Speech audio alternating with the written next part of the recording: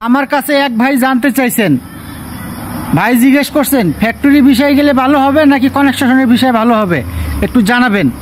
তো সেই ভাইয়ের উদ্দেশ্যে, যারা মালয়েশিয়াতে নতুন আসবেন তাদের উদ্দেশ্যে ভিডিওটা।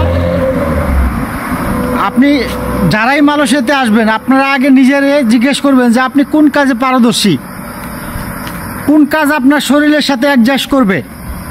কারণ আপনি যদি দেশে কোনো ফ্যাক্টরির কাজ করে থাকেন, মানে কোনো ফ্যাক্টরিতে চাকরি করে থাকেন, তাহলে আপনি ফ্যাক্টরির বিষয় নিয়ে আসবেন। আর দেশে যদি কোনো পরিশ্রমের কাজ করে থাকেন, যেমন কৃষি কাজ, কনস্ট্রাকশনের কাজ, এই ধরনের কাজ করে থাকেন, তাহলে আপনি এই ধরনের কাজের বিষয় নিয়ে আসবেন। আপনারা হয়তোবা জানেন অনেক মানুষ বিদেশে আসার পরে 4-5 লাখ টাকা খরচ করে বিদেশে আসার পরে 2-4-6 মাস থাকার পরে আর সহ্য করতে পারে না, কাজের কষ্ট সহ্য করতে পারে না, পরে রিটার্ন চলে যায় বাংলাদেশে ফেরত যায়।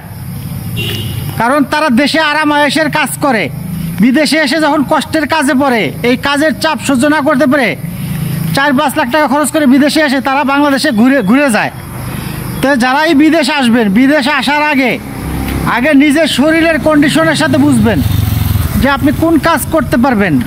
কথার কথা, আপনি যদি কনস্ট্রাকশনের কাজ করেন তাহলে আপনি কনস্ট্রাকশনের কাজ এখানেও করতে পারবেন। বরং বাংলাদেশের কনস্ট্রাকশনের কাজের থেকে বিদেশের কনস্ট্রাকশনের কাজ আরও একটু আরামের। কারণ এখানে ওই যে সিমেন্টের বস্তা বা খোয়া ঢালা এগুলো মাথায় করে বইতে হয় না, এগুলো সব মেশিনে ক্রেন দিয়ে বা মেশিন দিয়ে এক জায়গা থেকে আরেক জায়গায় নেয়, মাথায় করে বইতে হয় না। বাংলাদেশে কিন্তু একটা ছাদ ঢালাই করতে গেলে কড়াইতে করে মাথায় করে মশলা নিয়ে ঢালতে হয়, এখানে কিন্তু মাথায় করে নিয়ে ঢালতে হয় না। তো এখানে কনস্ট্রাকশনের কাজটা অনেকটা সহজই আছে।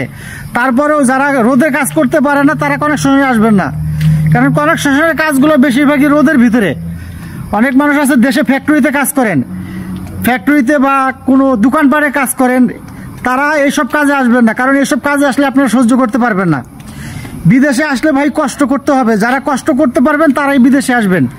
যারা দেশে আরাম আয়েশে থাকেন, মনে করেন যে বিদেশে গেলে লাখ লাখ টাকা, তারা বিদেশে আসবেন না।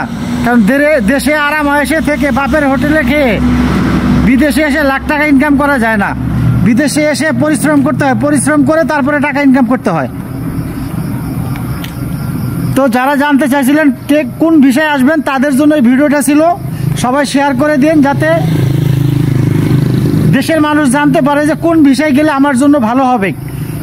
আমি তো বলি যে দেশে যে কাজ করেন ওই কাজের উপরে বিষয় নিয়ে তারপরে বিদেশে আসবেন। কারণ আপনি দেশে যদি কনস্ট্রাকশনের কাজ করেন তো আপনি বিদেশেও কনস্ট্রাকশনের কাজ করতে পারবেন। হতে পারে একটু তাপমাত্রা বেশি, তারপরেও আপনার শরীরের সাথে অ্যাডজাস্ট হবে। আপনি দেশে যদি কোনো মিল ফ্যাক্টরিতে কাজ করেন, কনস্ট্রাকশনের বিষয় আসলে আপনি সেই কাজটা করতে পারবেন না। তারপরে আপনি 4-5 লাখ টাকা খরচ করে বিদেশে এসে রিটার্ন যেতে হবে। তো ধন্যবাদ সবাইকে, ভিডিওটা সবাই একটু শেয়ার করে দিন।